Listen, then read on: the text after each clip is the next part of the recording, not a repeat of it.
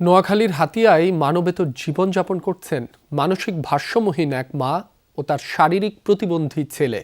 খেয়ে না খেয়ে দিন কাটছে দুজনের, দেখার যেন কেউ নেই, কোনো ধরনের সহায়তাও পাচ্ছেন না তারা। অভাব অসহায়ত্বের শৃঙ্খলে বন্দী এক মা আর ছেলের জীবন, যেখানে মৌলিক চাহিদাগুলো পূরণ হওয়ারও সুযোগ মিলছে না।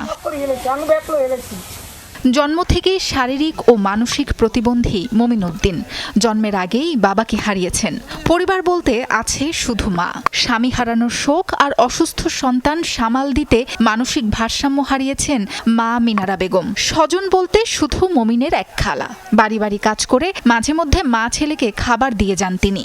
ছেলেটার একটা গন নাই, খানা পিনা খুব কষ্টতে আসছে, খেয়ে অন্য সময় বড়ি গেছে বড়িয়াই খা, মানে নাই বলতে কেউ নাই। দুজি সরকারের উদ্দেশ্য করছি একটা ঘর দুজি সরকার ব্যবস্থা করে দেয় বা একটা প্রতিবন্ধী কার্ড দুজি ব্যবস্থা করে দেয়, তাহলে সরকারের কাছে এটা আবেদন। গাছের ফল বাগান টোয়াই বড় এ নাড়াই গেছে নাড়াই যাই আর তাই খা, এরা আর এটার মতন খাওয়ার মতন আর দুনিয়াতে নেই।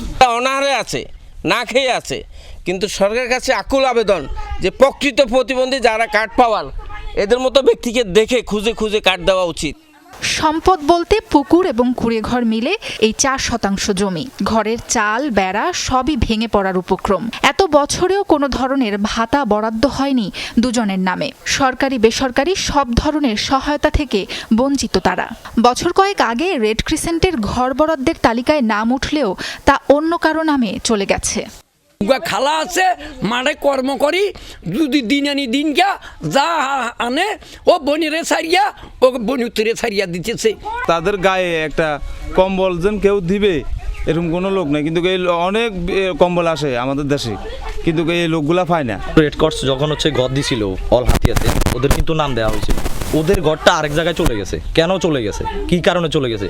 ক্ষুধা নিবারণে জোটে না খাবার, মাঝে মধ্যে প্রতিবেশীদের সাহায্য আর কুড়িয়ে পাওয়া ফলমূল দিয়ে কোনো রকমে পার হয় দিন। সমাজের উদাসীনতায় চাপা পড়ে আছে মা ছেলের নীরব কান্না। তবে সমাজসেবা কর্মকর্তার কাছ থেকে মিলেছে সরকারি সহায়তার আশ্বাস। সরকারি যে বেনিফিশিয়ারি হওয়ার দরকার ওই ব্যবস্থা আমরা করতেছি এবং আপাতত মনোনীতের জন্য একটা হুইল চেয়ার আমি ব্যবস্থা করে দিচ্ছি। ইনশাল্লাহ আগামী এক সপ্তাহের ভিতরেই আমরা প্রসেস করে তাদেরকে ভাতা এবং হুইল চেয়ার দেওয়ার ব্যবস্থা করব। স্থানীয়দের দাবি, হাতিয়ার দুর্গম চরাঞ্চলের রাজের হাওলা গ্রামের অসহায় মা ছেলের সহায়তায় এগিয়ে আসুক সমাজের বিত্তবানরা।